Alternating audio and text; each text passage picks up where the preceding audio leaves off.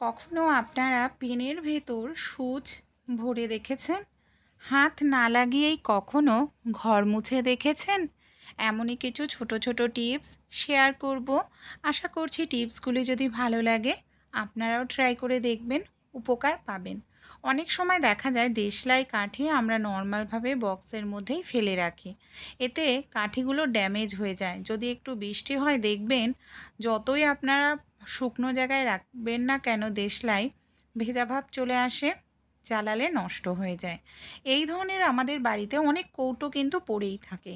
দেশলাই বক্সটাকে আমরা যদি কৌটোর মধ্যে ভরে রাখি, কোনোভাবেই হাওয়া বাতাস ঢুকবে না, আর দেশলার কাঠিগুলো একদম শুকনো থাকবে, সহজেই জ্বলবে, একটিও কাঠি নষ্ট হবে না। ভালো লাগলে ট্রাই করে দেখবেন। আমরা মহিলারা কম বেশি প্রত্যেকেই কিন্তু শাড়ি পরে থাকি, চুড়িদার পরে থাকি। অনেক সময় কি হয়, আমরা যে শাড়িটা পরি, ব্লাউজ তো পরতেই হয় শাড়ির সঙ্গে। সমস্যাটা কি হয়, ব্লাউজ পরলে দেখবেন বা ব্রার ফিতা বের হয়ে যায়। অনেক সময় লজ্জায় পড়তে হয়, এটা চুড়িদারের ক্ষেত্রেও হয়।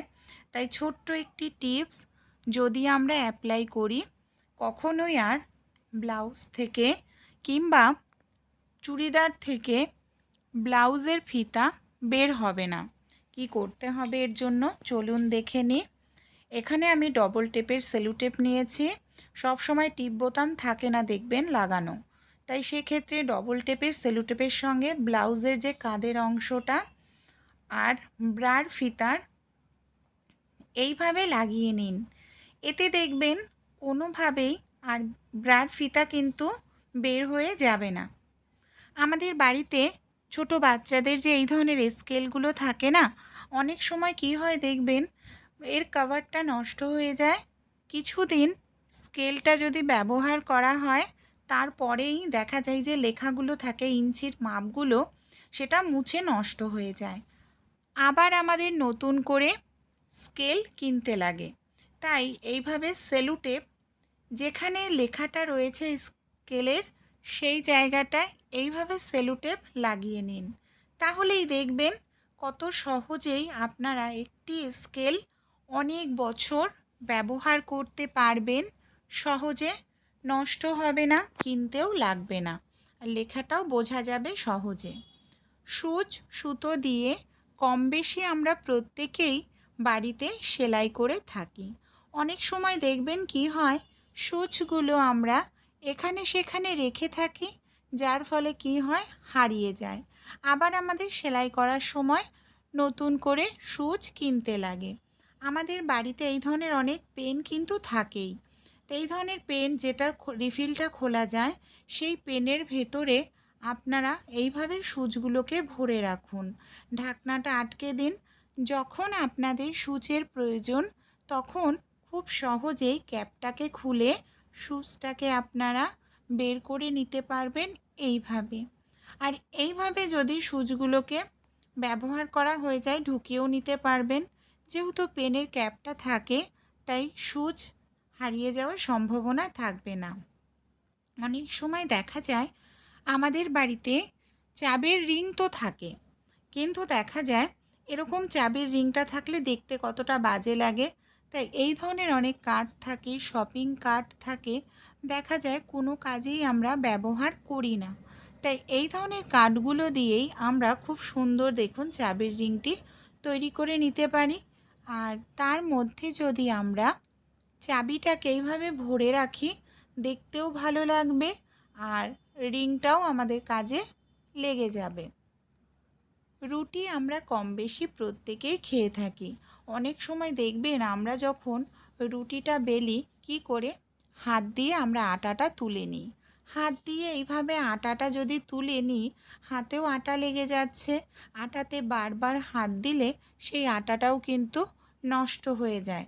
অনেক সময় বেশি করে আটা তুলে নিয়ে সেটা দিয়ে রুটি বেললে রুটির মধ্যে প্রচুর পরিমাণে আটা থেকে যায়, আর সেই রুটি দেখবেন খেলে আমাদের গ্যাস অম্বলের পরিমাণ অনেকটাই বেশি হয়। তাই আমাদের বাড়িতে যে এই ধরনের চা ছাঁকনি থাকে, এই ধরনের যে কোনো একটি চা ছাঁকনির মধ্যে নিয়ে নিন। এক্সট্রা চা ছাঁকনির মধ্যে আটা 2-3 চামচ আটা নিলেই দেখবেন 10-12টা রুটি খুব সহজেই কিন্তু বেলে নিতে পারবেন। এই দেখুন, এইভাবে আপনারা রুটি তৈরি করার লেচির ওপর চা ছাঁকনি আটাটা দিয়ে এইভাবে নাড়াচাড়া করলেই দেখবেন কতটা সুন্দরভাবে আটাটা পড়বে। আর খুব কম আটার মধ্যেই আপনারা রুটিটা বেলে নিতে পারবেন। আটাতে আপনাদের বারবার কিন্তু হাত দেওয়ার কোনো প্রয়োজনই পড়বে না। এই দেখুন, এখানে আমি আটাটা দিয়ে রুটিটাও বেলে নিলাম। কত সুন্দর পারফেক্ট বেলা হয়ে গেল। যদি আবার প্রয়োজন হয় আবার একটু আপনারা ছাঁকনি দিয়ে ছড়িয়ে নেবেন আটা। আমাদের বাড়িতে এই ধরনের কিন্তু অনেক প্যান্ট থাকেই। দেখবেন এই ধরনের যে প্যান্টগুলো থাকে পুরনো হয়ে যায়, ছোট হয়ে যায়, আমরা ব্যবহার করি না। তো এই ধরনের প্যান্ট বা জাঙ্গিয়া যে কোনো একটা কিছু সাহায্যেই আমাদের কাজকে সহজ করে নিতে পারি। এখানে আমি নিয়ে নিয়েছি দেখুন একটি ওয়াইপার। আর ওয়াইপারটার মধ্যে এইভাবে আমি প্যান্টটাকে পরিয়ে নিলাম। এখানে আমার রাবারটা টাইট রয়েছে, গার্ডারটা। যাদের গার্ডার ঢেলা তারা কি করবেন, আমাদের বাড়িতে যে পেন থাকে, যে পেনের কালি শেষ হয়ে গেছে সেই পেনের ক্যাপগুলো ভুল করেও ফেলবেন না। পেনের ক্যাপগুলোকে আমি নিয়ে নিয়েছি। আর এইভাবে ওয়াইপারের দু সাইডে ওয়াইপারের সঙ্গে প্যান্টটার কাপড়টাকে পেনের ঢাকনার সাহায্যে আটকে নিচ্ছি, তাহলে খুলবে না। এবার এটার সাহায্যে আমরা খুব সহজেই আমাদের ঘরটাকে মুছে নিতে পারি। আর এইভাবে ঘর মুছলে হাঁটু যন্ত্রণা, কোমর যন্ত্রণা করবে না। যেখানে আমাদের হাত পৌঁছায় না সেই সব জায়গাতেও কিন্তু আমরা খুব সহজেই ঘরটাকে মুছে নিতে পারবো। এই দেখুন কত সহজেই মোছাটা হয়ে যাচ্ছে।